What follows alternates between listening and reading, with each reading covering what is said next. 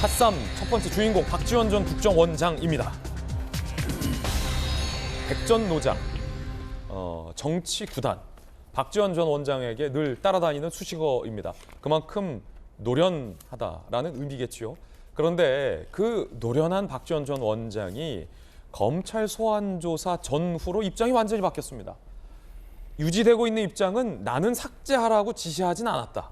그런데 그것 빼고는 많이 바뀌었어요. 검찰에 들어가기 전에는 국정원의 자료가 뭔 삭제되냐. 바보 같은 소리다. 삭제 안 된다. 의미가 없다. 이렇게 강하게 주장했었는데 검찰에 들어갔다 나오고 나서 야, 그 삭제되대? 삭제가 되네요. 검사님 고생 많으십니다. 라고 입장이 바뀌었습니다. 태세가 전환됐습니다. 그 이유는 뭘까요? 이 상황과 맞물려서 오늘 흥미로운 단독 보도 하나 준비되어 있습니다. 함께 보시죠. 중앙일보 보도에 따르면 박지원 전 원장이 그제 검찰 조사에서 서훈 전 실장, 구속된 서훈 전 실장, 청와대에 있는 당시 서훈 전 실장의 보안 유지 지침에 따랐을 뿐 나는 의사결정에 관여하지 않았다 라는 진술을 한 걸로 보도되고 있습니다. 다시 말해서 나 빼고 내 위에 서훈 전 실장으로부터 전임 국정원장이지 않습니까? 서훈 전 원장이기도 하니까 서훈 전 실장의 그립에 따라서 저게 삭제가 됐다 라는 의미를 내포하고 있는 듯한 진술을 했다라는 보도가 나왔습니다. 월북 판단 전적으로 서훈 안보실 판단 취지다. 그리고 월북 판단보다도 그 자료 삭제, 공문서, 문건에 손을 댄 것. 왜냐하면 사실상 박지원 전 원장이 자료가 삭제됐다. 나는 지시하지 않았지만 이렇게 진술을 얘기를 한 것 아니겠습니까? 서훈 전 실장의 지침에 따라서 일이 진행됐다 라는 진술을 했다라는 보도가 나왔습니다.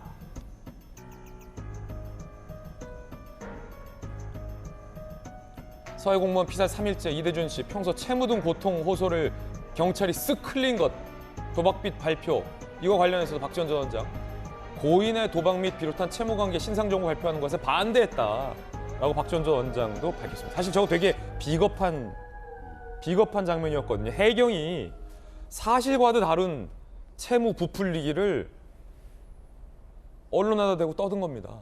월북인지 확실치도 않은 상황에서 빚도 있대, 사실과 다른 것. 해경이 굉장히 비겁한 월북몰이를 한 단면인데 박 전 원장이 나 그거 반대했었다. 그리고 자료가 삭제된 것과 관련해서도 나 모른다, 그냥 서훈 실장이 이렇게 된 거다라는 이야기를 했습니다. 김병민 비대위원님 어떻게 보십니까? 본인에 대한 법적 책임 회피에 명확하게 전략적 선택을 한 것 같다 이렇게 봅니다. 아니면 진짜 사실일 수도 있죠. 사실이라면 박지원 원장이 정치 구단이라는 대한민국의 정치인 출신 국정원장 아닙니까? 네네. 국민들 앞에 나와서 얘기를 했었어야죠.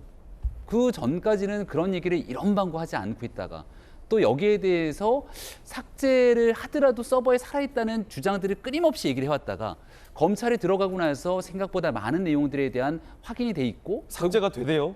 결국 거기에 대한 추가적으로 박지원 전 원장에 대한 구속영장 청구 가능성까지 나오게 되니까 가서 보니까 삭제가 되대요. 나는 몰랐습니다.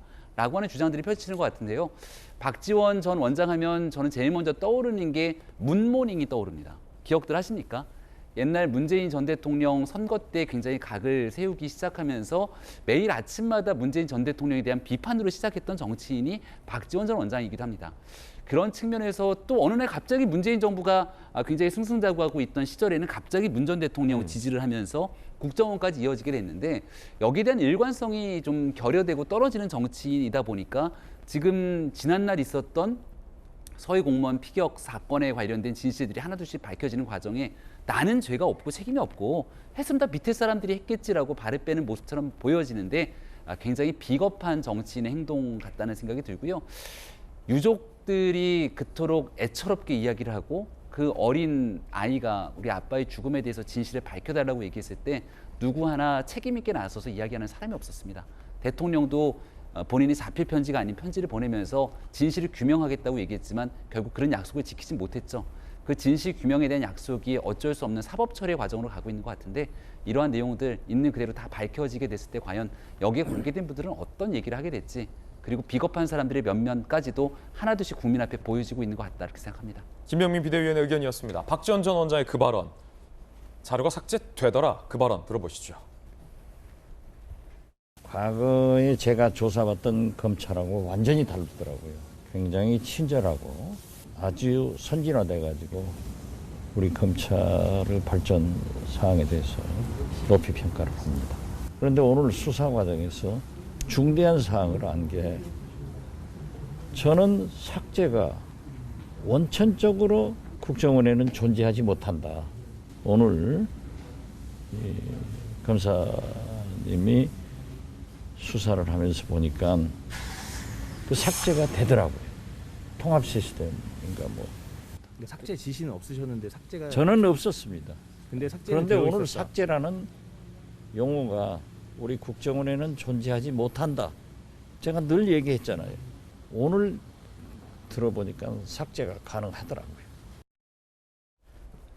야, 이게 삭제라는 용어는 우리 국정원에 존재하지 않습니다라고 했는데 오늘 들어보니까 이 삭제가 되더라. 근데 나는 나 모르게 삭제가 되더라. 이거 누가 삭제했니? 이런 말이 있는 것 같은데. 그러면서 오늘 아까 중앙일보 보도 보니까 서훈 전 실장, 청와대 당시 안보실장의 지침에 따라서 일이 진행됐다. 누가 삭제했니? 글쎄요.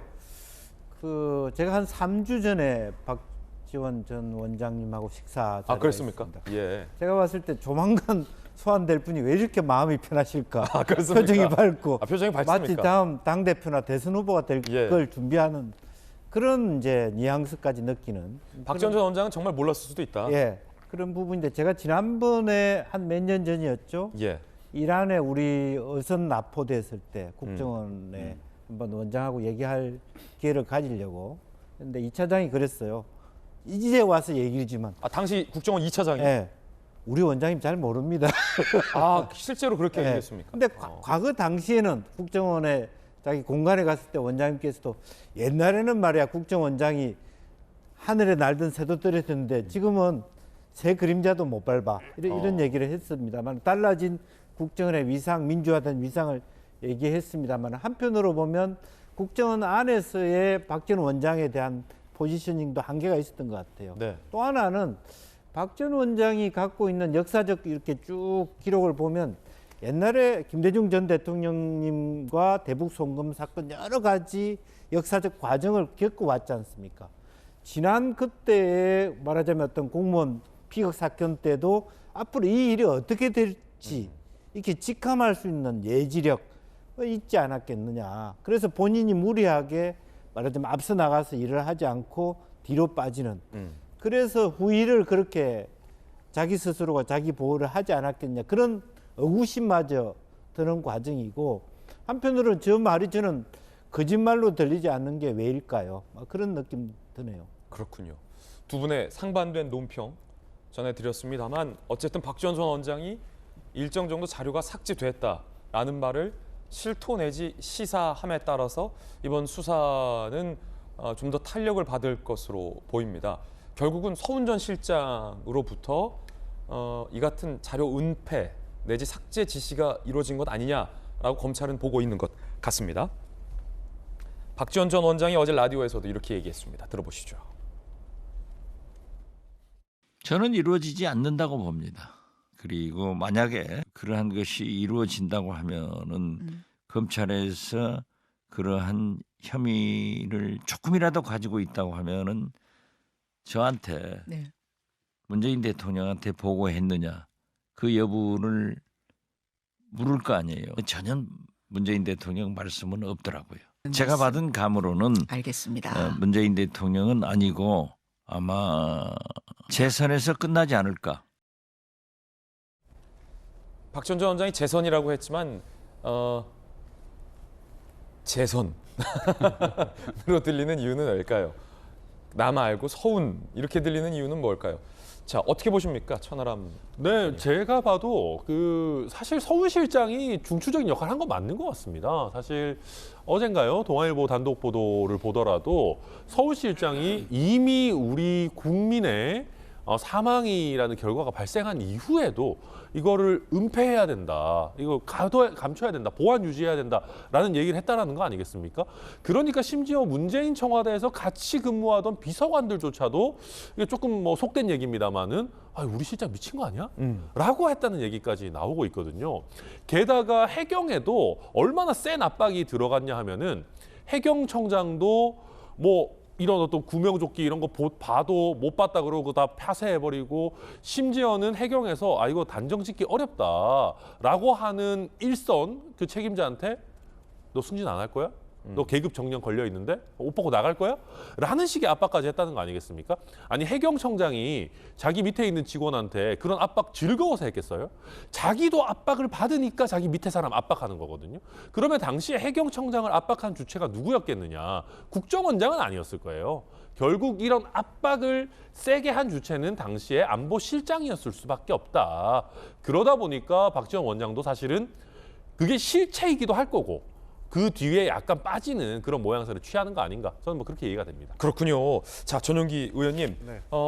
서훈 전 실장에 대한 수사 결국 이제 구속이 됐는데 문재인 전 대통령이 최고의 남북관계 전문가다라고 하면서 선을 넘지 마라 라고 강하게 격앙된 반응을 보였는데 지금 동아일보 보도 내용을 좀 곰곰이 되짚어 보면 문재인 전 대통령은 서훈 전 실장에 대해서 최고의 남북 전문가다라고 추켜 세웠지만 우리 국민이 사망했을 때 당시 서훈 전 실장이 걱정했던 건 남북관계 악영향 때문에 이 소식을 국민에게 알리지 말라라고 소위 은폐한 거 아니냐.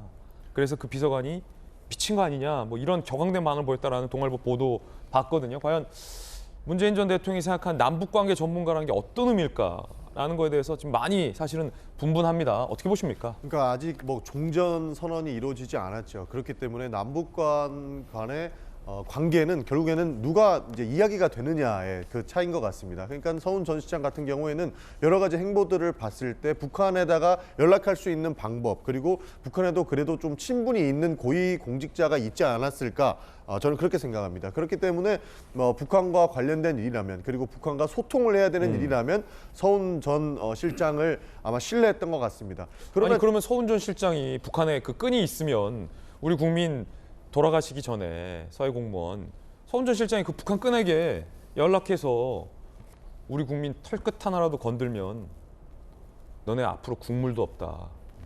더는 못 막는다. 우리 국민 털끝 하나 건들면 내 선을 벗어나는 거다.